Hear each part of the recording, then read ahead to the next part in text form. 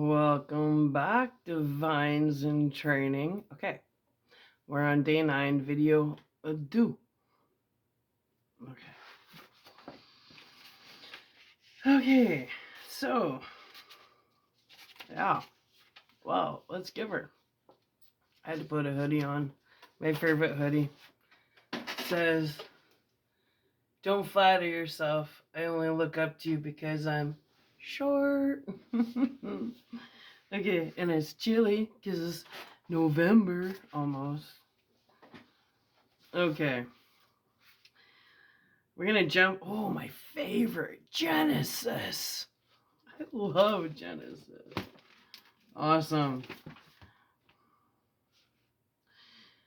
So we're gonna be going to Genesis 6, chapter 6. Genesis chapter 6.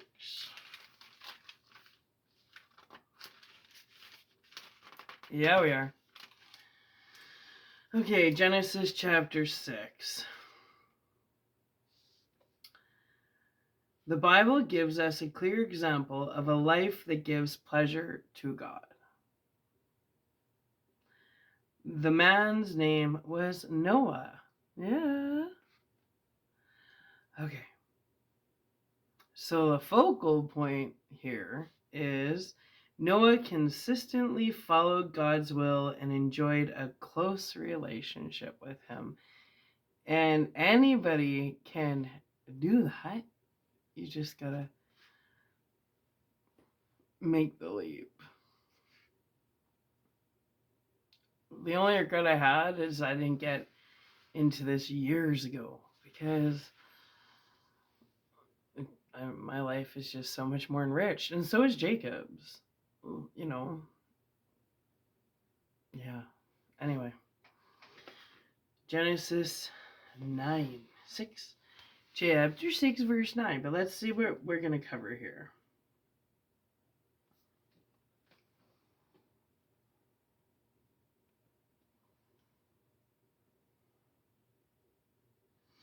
Let's read all of it because it's about the flood. Yeah.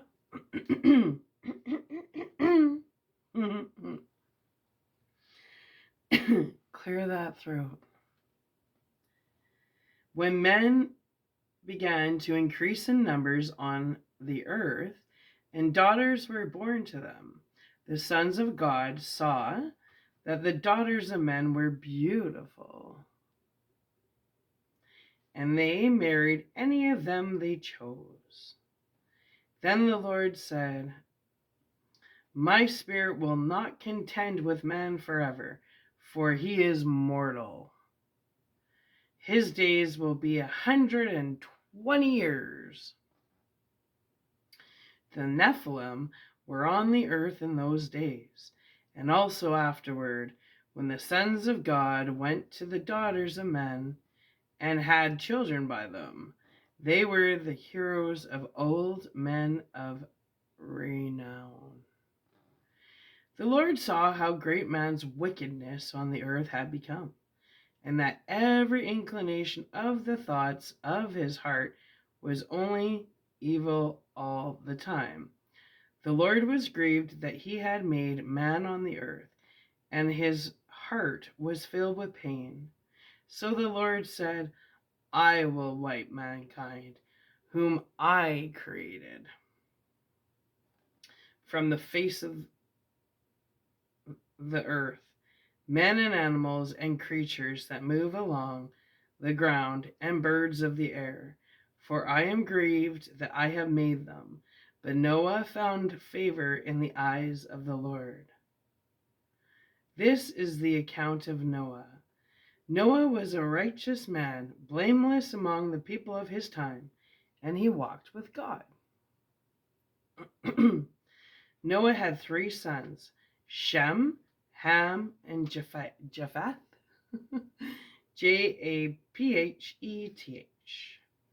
Now the earth was corrupt in God's sight and was full of violence. The wheels on the wheels on the bus go around and round like it's a loop. It's a loop, people. Wake up. Jump off the merry-go-round. Yeah. higher truth, right? Anyways, now the earth was corrupt in God's sight and was full of violence. God saw how corrupt the earth had become, for all the people on earth had corrupted their ways. So God said to Noah, I'm going to put an end to all people, for the earth is filled with violence because of them. I am surely going to destroy both them and the earth. So make yourself an ark of cypress wood.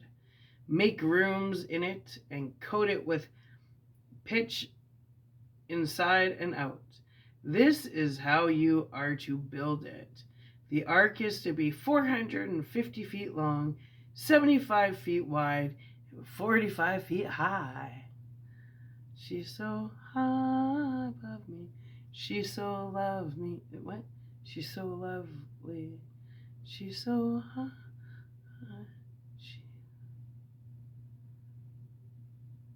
Who sings that? She's so high above me.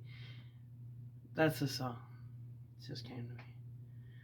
Make a route for it and finish the ark to within 18 inches of the top. Put a door in the side of the ark and make lower, middle, and upper decks. I am going to bring floodwaters on the earth to destroy all life under the heavens. Every creature that has the breath of life in it. Everything on earth will perish, but I will establish my covenant with you, and you will enter the ark. You and your sons and your wife and your sons' wives with you. You are to bring into the ark 2 of all living creatures, male and female, to keep them alive with you. 2 of every kind of bird, of every kind of animal, and of every kind of creature that moves along the ground will come to you to be kept alive. I'm still alive, I'm still alive. Yeah. Isn't that Pearl Jam? I'm Still Alive, Pearl Jam. There's another song for you.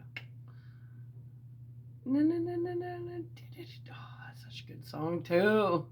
That's from the Pearl Jam. It's like the pink covered one. I can see it in my head. Anyways, you are to take every kind of food that is to be eaten and store it away as food for you and for them. A question? Question number 1. Who were the sons of God? And you can refer to Genesis 6, verse 2. Next question. How does God's Spirit contend with people? Refer to Genesis chapter 6, verse 3. Next one. Did God set a lifespan of 120 years? Refer to chapter 6, verse 3 again. The answer is yes. Next question. Who were the Nephilim? The heroes of old? Refer to chapter 6, verse 4. How did Noah walk with God? Refer to chapter 6, verse 9. What is this ark? Refer to chapter 6, verse 14. Why did God destroy other creatures besides humans? Refer to chapter 6, verse 17. And last question of this little section is, why did God establish a covenant with Noah? And you can refer to chapter 6, verse 18. I think we have more Genesis. I hope so. I connect with Genesis. Ooh, we have a lot of Genesis. Sweet. Okay. Genesis 6:22. Well, we covered that already. So that's done because we read all of chapter 6. Nice. But another thing to keep in your mind for chapter 6 is think ponder your thoughts on this. Noah did everything exactly as God had commanded him. Even though everybody thought he was crazy, he followed God's orders. He was obedient. He didn't question it. He didn't care what people thought.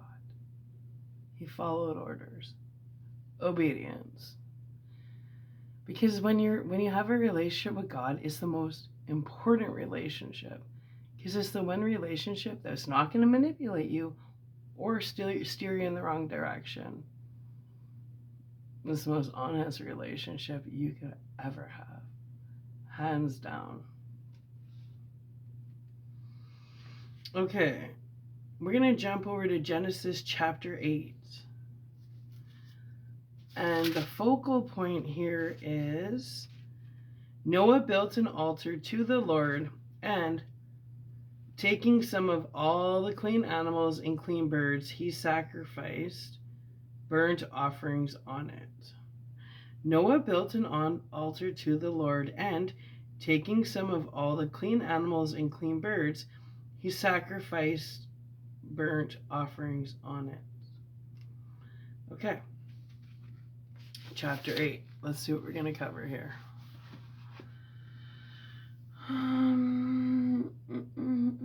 Now I got Pearl Jam in my head. I feel alive. Yeah. Okay, chapter 8.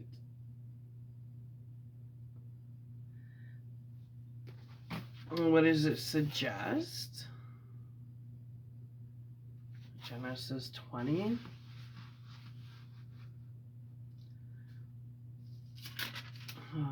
Let's just do all of chapter 8. So it gets a little more intense. Not everybody has a Bible. Okay. But God remembered Noah and all the wild animals and the livestock that were with him in the ark. And he sent a wind over the earth, and the waters receded. Now the springs of the deep and the floodgates of the heavens had been closed, and the rain had stopped falling from the sky. The water receded steadily from the earth. At the end of the 150 days, the water had gone down, and on the 7th day of the 7th month, the ark came to rest on the mountains of Ararat. A-R-A-R-A-T. The waters continued to recede until the 10th month, and on the 1st day of the 10th month, the tops of the mountains became visible. After 40 days, Noah opened the window he had made in the ark and set out a raven, and it kept flying back and forth until the water had dried up from the earth. Then he sent out a dove to see if the water had receded from the surface of the ground. But the dove could find no place to set its feet because there was water over all the surface of the earth. So it returned to Noah in the ark. He reached out his hand and took the dove and brought it back to himself in the ark. He waited 7 more days and again sent out the dove from the ark. When the dove returned to him in the evening, there in his beak was a freshly plucked olive leaf. You know that typical picture of the dove with the olive in its branch in its mouth? Yeah. There we go. This is what it's referring to. Then Noah knew that the water had receded from the earth. He waited 7 more days and sent the dove out again, but this time it did not return to him. By the 1st day of the 1st month of Noah's 601st year, the water had dried up from the earth.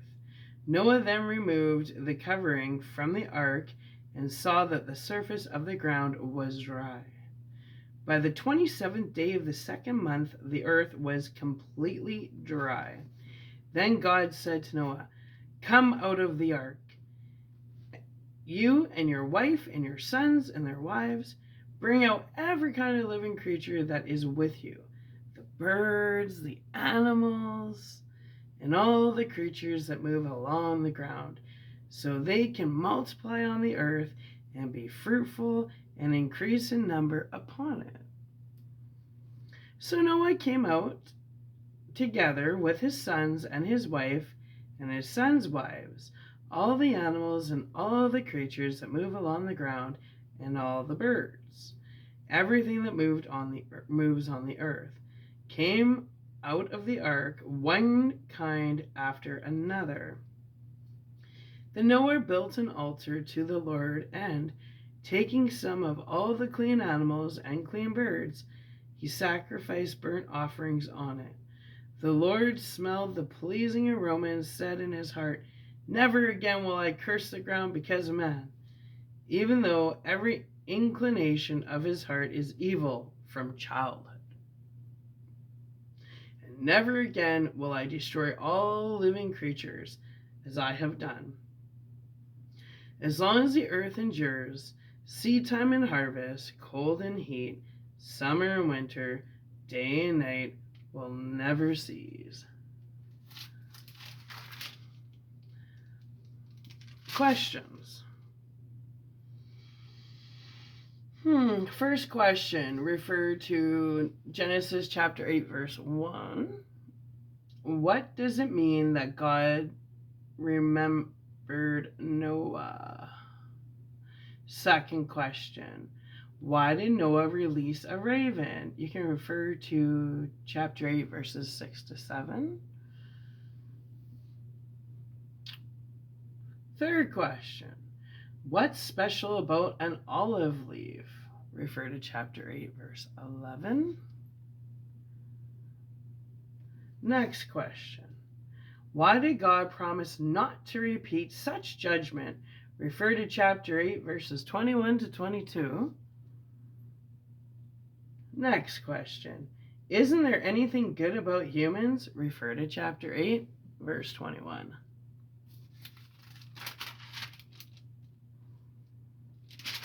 Yeah, baby. Side note. This is just like a side note.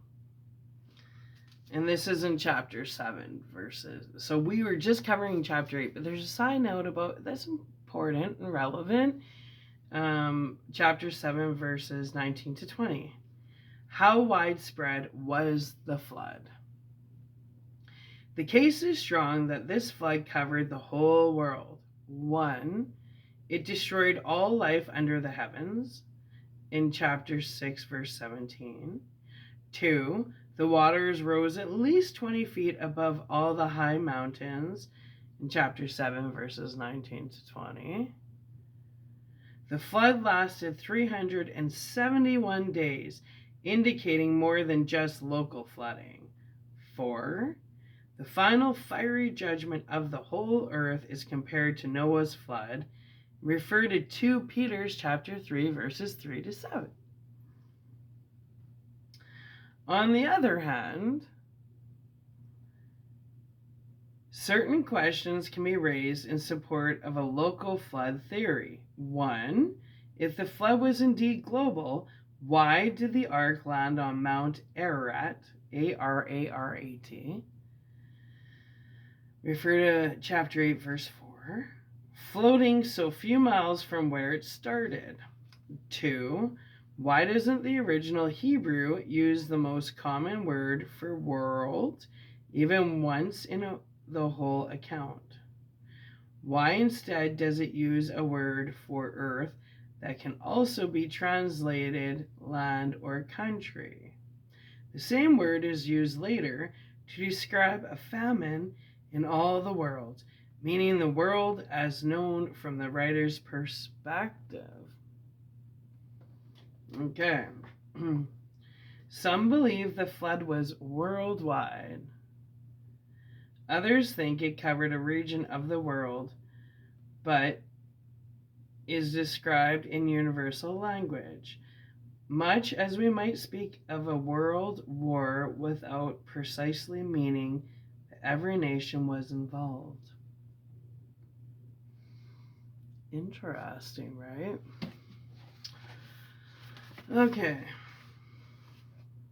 But if everybody wakes up, we can stop all these loops. It's just a continuous loop. If everybody wakes up, loops no more. Sheeple no more. No, you wake up to your divine higher truth and you embrace it and you rock it out. Because I'll keep saying it.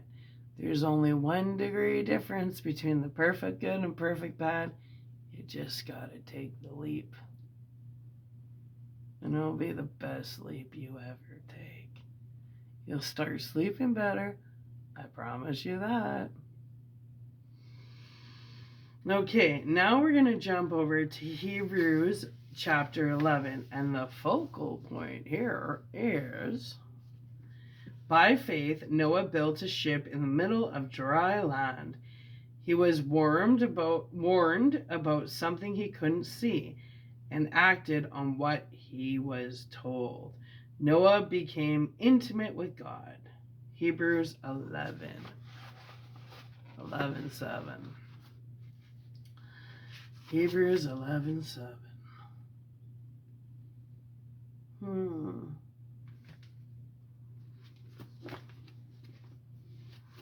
Oh, that's right.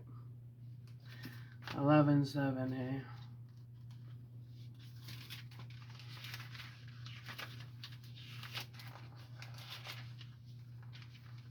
Okay. Ooh, there's Enoch in this one.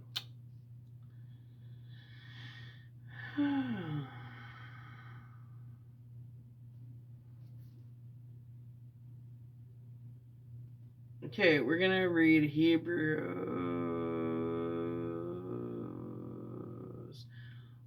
1-9. By faith. Now, faith is being sure of what we hope for and certain of what we do not see. This is what the ancients were commended for. By faith, we understand that the universe was formed at God's command, so that what is seen was not made out of what was visible. By faith, Abel offered God a better sacrifice than Cain did. By faith, he was commended as a righteous man when God spoke well of his offerings. And by faith, he still speaks even though he is dead. By faith, Enoch was taken from this life so that he did not experience death. He became immortal. He could not be found because God had taken him away. For before he was taken, he was commended as one who pleased God. And without faith, it is impossible to please God, because anyone who comes to him must believe that he exists and that he rewards those who earnestly seek him.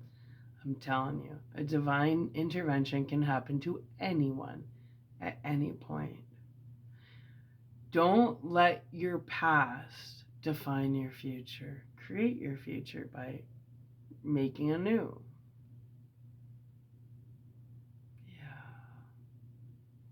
A lot of faith and a lot of I just know there's goodness in everyone. You just gotta of your own free will decide what path you want to take.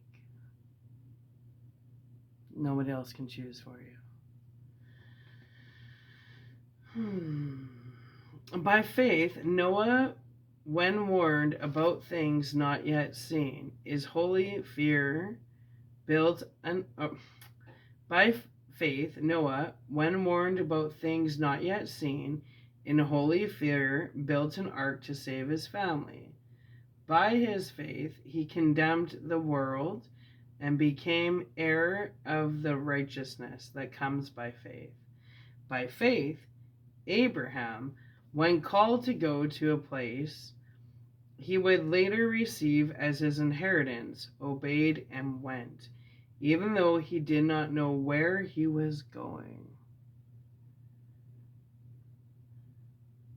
By faith, he made his home in the promised land like a stranger in a foreign country. He lived in tents, and did Isaac and Jacob, who were heirs with him of the same promise.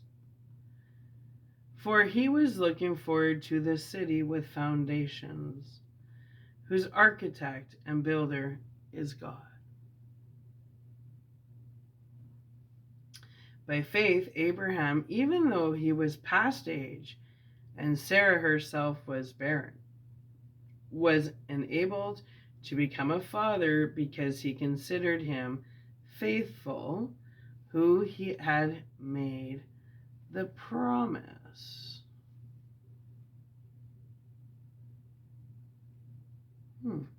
Questions. Refer to chapter 11, verse 4 in Hebrews. Why was Abel's sacrifice better than Cain's? And you can link it, so you can refer to chapter 11, verse 5, where it says Enoch was taken from this life. Also refer to Genesis chapter 5, verse 21 to 24. That will give you more insight. Next question. How did Noah's faith condemn the world? Refer to chapter 11, verse 7. This is all Hebrews right now. Next question. What was the promise to Abraham and his descendants? Refer to chapter 11, verse 9. Side note, what is faith like? And that's referring back to chapter 11, verse 1. It says, now faith is being sure of what we hope for and certain of what we do not see. So what is faith like? Faith means believing in and obeying God, which requires relying on what we cannot see, God's promises, provisions, and concern for us. An inner attitude alone does not define faith, though. For faith to be present, action is required. You can't wait for someone to come knocking on your door. You gotta take action. Faith proves itself by obedience to the Lord. The writer of Hebrews express faith in two directions. Faith towards future things, what we hope for, and faith towards invisible things, what we do not see. When we are certain God is in control of these areas, and we live like He is in control, that is faith. Yeah. The two sides of faith, assurance and expectation, can be seen in the lives of those listed in this chapter. They had strong convictions about unseen, present realities. Like the things that you do not see but know exist, that kind of thing. They also had a strong assurance that God's promises would be fulfilled, even in the face of evidence that seemed to suggest otherwise. Ultimately, the way we see God tongue-tied. Ultimately, the way we see God will determine the shape of our faith. If we see a big, faithful, all-powerful God, then our faith will rise to those levels. If, on the other hand, we see a smaller God, a distant or less active God, then faith will plateau at those levels. See, that's why, when you know God's within, well, then that's big. and you're big and you're all aligned. But if you keep thinking of God like up high in the clouds, it's kind of hard to connect, right? So knowing God's within, it's easier to have a relationship, right? Than somebody that's hanging out in the clouds. Right. Okay.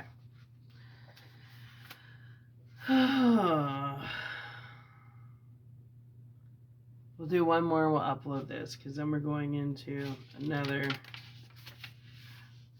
couple videos. Ooh, it's gonna be a few hours. This is like an 8-hour Bible shift. But we're gonna end it off with Genesis chapter 6. No, we already did that. We did all of Genesis, so we don't have to do that one.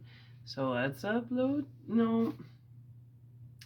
Yeah, let's upload this and we're gonna go into a third video. Love you. Alright, I'm gonna upload this and I'll be right back. Hope you're following along. Okay, bye.